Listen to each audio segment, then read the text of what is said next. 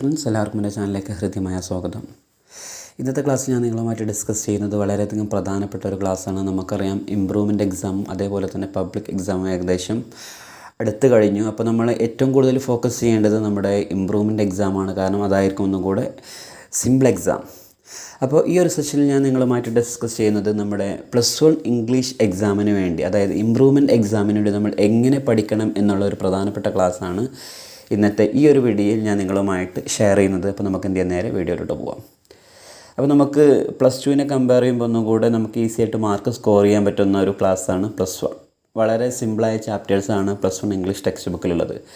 അപ്പോൾ നമ്മൾ ആദ്യമായിട്ട് ചെയ്യേണ്ടത് ചാപ്റ്റേഴ്സിൻ്റെ സമ്മറി നമ്മൾ നന്നായിട്ട്, ദാറ്റ് മീൻസ് ചാപ്റ്ററിൻ്റെ ഒരു ഓവറോൾ ഐഡിയ നമുക്ക് വേണം.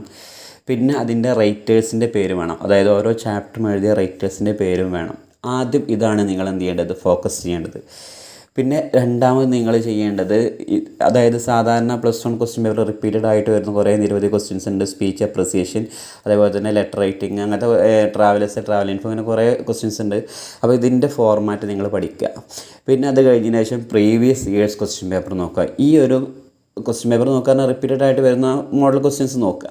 ഈ ഒരു പ്രധാനപ്പെട്ട 3 കാര്യമാണ് പ്രധാനമായിട്ടും നമ്മൾ ചെയ്യേണ്ടത്. ഈ ഒരു രീതിയിൽ നിങ്ങൾ പഠനം സ്റ്റാർട്ട് ചെയ്ത് കഴിഞ്ഞാൽ നിങ്ങൾക്ക് എന്ത് ചെയ്യും, ഷുവറായിട്ടും ഒരു 70 എബോവ് മാർക്ക് നിങ്ങൾക്ക് എന്ത് ചെയ്യാം, പ്രതീക്ഷപ്പെടാം.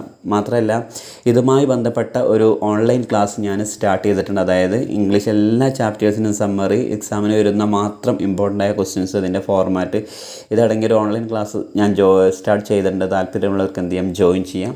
Anyway, wish you all the best.